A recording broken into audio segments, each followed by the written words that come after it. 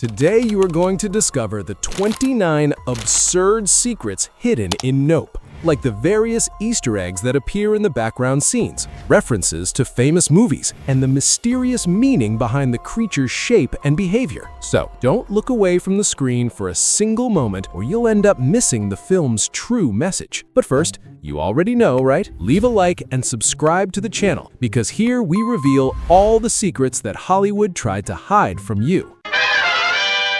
Right at the beginning, a verse from the Old Testament appears on the screen from the book of Nahum, which speaks about exposing someone to ridicule and making them a spectacle. The phrase works as a warning about what we will see in the movie: people willing to turn pain and tragedy into pure entertainment. The scene opens showing the filming set of the show Gordy, which was destroyed by one of the show's chimpanzees, but we'll talk about that later. Now we meet the Haywood Ranch, where OJ and his sister work as horse trainers. When objects start falling from the sky, the father has his skull pierced by a coin, which was expelled by the alien creature nicknamed by the characters as Jean Jacket. The man does not survive the injury, and now it is OJ and his sister who must take over the family business. And if the protagonist's name sounds familiar to you, there is a reason. OJ makes a direct reference to O.J. Simpson, a former American football player accused of murdering his ex-wife. The opening credits then appear on the screen in a blue setting. At first, it seems like just an aesthetic choice, but later it is revealed that we are inside the creature's mouth. If you look closely, you will notice that the mouth looks very much like a camera lens. Here, the director is literally placing the audience inside a capture device, as if the monster were a primitive camera, an entity that lives by observing, recording, and transforming everything into a spectacle. In the background, the image of a man riding a horse appears. This scene is a reference to the first cinematographic record in history. The man revealed there is the great-great-grandfather of the Haywood family. Here, Peele is telling us that cinema started with a black man, but Hollywood made sure to erase him from history. While OJ and his sister present a horse on a film set, someone from the crew scares the animal by making it face its own reflection. This moment passes quickly and later turns into an essential clue to understanding how to deal with the alien creature. The confusion causes the cinematographers to break the contract with OJ, and the real horse is replaced by CGI. The replacement of the real horse by a fake one is another Jordan Peele's criticisms. Here, the director critiques a world where the image matters more than reality. On the way back, the siblings make a stop at Jupiter's Claim Park. It's here that we meet Jupe, the park owner and one of the survivors of the monkey tragedy shown at the beginning of the film. In his office, we see the scissors from Us on the table. Jupe takes the siblings to his private museum. There, real objects from the day of the Gordy tragedy are kept. We discover that the tragedy with the chimpanzee lasted 6 minutes and 13 seconds. Keep that number in mind because it reappears later in the film. It is also revealed that a Peele paid $50,000 to visit the place. This is another criticism of how the media transforms tragedy into entertainment. Through a flashback, we discover that all the confusion with the monkey occurred because of a popping balloon, an element that reappears at the end of the film, being essential to defeating the creature. Jupe only survived the attack because he didn't look Gordy directly in the eyes. The shoe pointing upward functions as a metaphor for what the film calls a bad miracle, a concept mentioned later by OJ and connects directly with the film's central theme. The presence of the alien is an extraordinary event in the siblings' lives, capable of bringing fame and a lot of money. But it also comes accompanied by destruction and tragedy, like the death of OJ's father. And the shoe standing upright represents the same thing. It's something unique, impossible to explain, but it only exists because it happened in the middle of a chimpanzee's brutal attack. In other words, both the alien and the shoe represent the same type of miracle, something extraordinary, rare, but that only exists because it came accompanied by tragedies. Back in the present, we see behind Jupe a poster of Cape Canaveral, the location where rockets are launched into space. That was where the Space Shuttle Challenger exploded shortly after takeoff, claiming the lives of 7 astronauts. Here, Jordan Peele draws a parallel between the Challenger and the Gordy program, where both tragedies became a spectacle. Already at home, we discover that OJ's father worked on the Scorpion King. The protagonist even appears later wearing a t-shirt from the movie. When one of the horses escapes, OJ follows it to an open field where he sees the alien for the first time. The alien's presence is marked by power blackouts. Then the idea arises to capture videos of the creature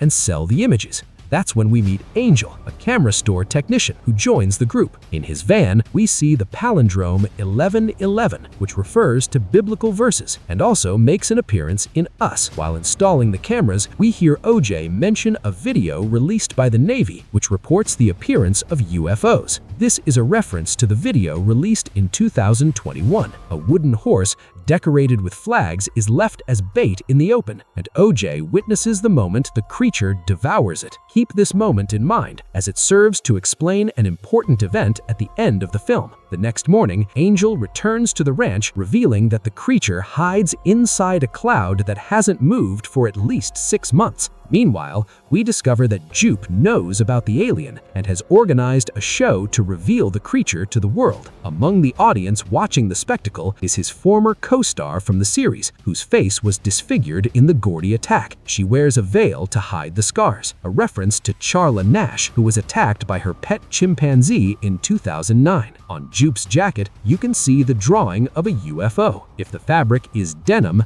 this becomes one of the best Easter eggs in the movie for me. It doesn't long, and soon the event turns into a massacre, with Jean Jacket appearing and swallowing the entire audience. The attack occurs at 6:13, creating a parallel to Gordy's attack, which lasted 6 minutes and 13 seconds. After the banquet, the creature dumps what's left of the victims right on top of OJ's house. Jordan Peele uses this scene as another critique of Hollywood's system. The way the alien chews people and then spits them out is a symbology of how Hollywood uses people and then discards them. The scene also references War of the Worlds, where the aliens in the movie do the same thing. When he arrives at the site of the massacre, OJ finds everything empty, except for a pig, which only survived because it is physically impossible for a pig to look up. Among the things discarded by the creature is the wooden horse OJ saw the monster eat earlier, the one I asked you to keep in your memory. The creature couldn't digest the object, and that is why at the end of the film, it refuses to eat OJ and his horse, believing it to be the same thing. In a moment of desperation, OJ remembers the accident with the horse on the film set and avoids looking Jean Jacket in the eyes. The strategy works, and they manage to escape the farm.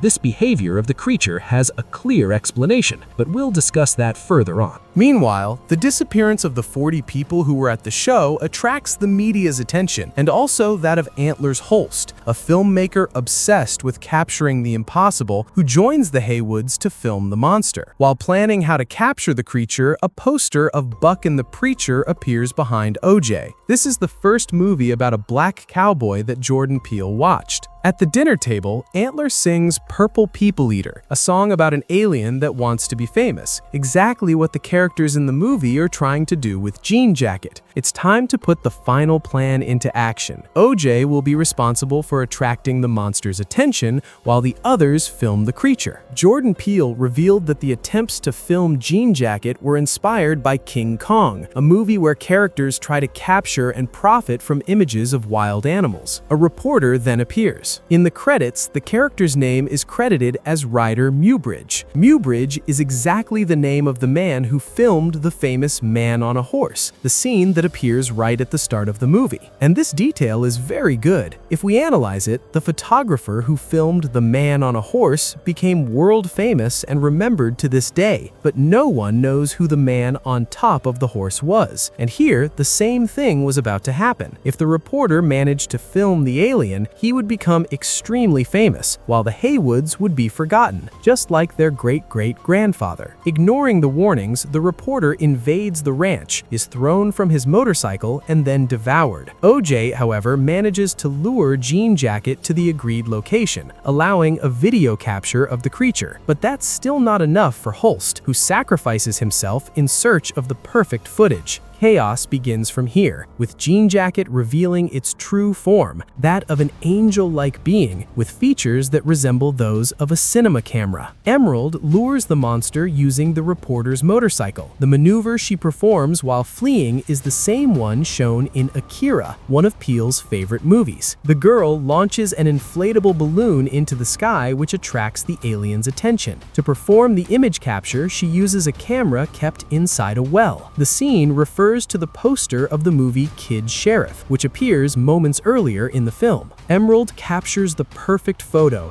and the alien explodes while trying to swallow the balloon. Jean Jacket's death references Jaws, where both animals die as a result of a gas explosion. If you've made it this far, you might have noticed something familiar in the creature's behavior. Jean Jacket acts like a wild animal, interpreting eye contact as a threat. That's why it ignores those who look away, since in the wild, the gesture is seen as a sign of submission. And the movie doesn't stop there. There's also a metaphor behind this behavior, linked to the human obsession with the spectacle. Nope is telling us that those who try to turn horror into entertainment end up becoming part of the spectacle. It's exactly what happens in the film's subplot with the chimpanzee Gordy, where those who stare at it or try to profit from its image end up being consumed by the consequences. But now, I want to hear from you. Which of these secrets completely changed the way you see Nope? Tell me here in the comments your favorite secret in the movie. And if you enjoy diving deep into this kind of content, which goes beyond the obvious and reveals the darker side of cinema, subscribe to the channel and turn on the bell. Here, we don't just watch, we investigate, connect the clues,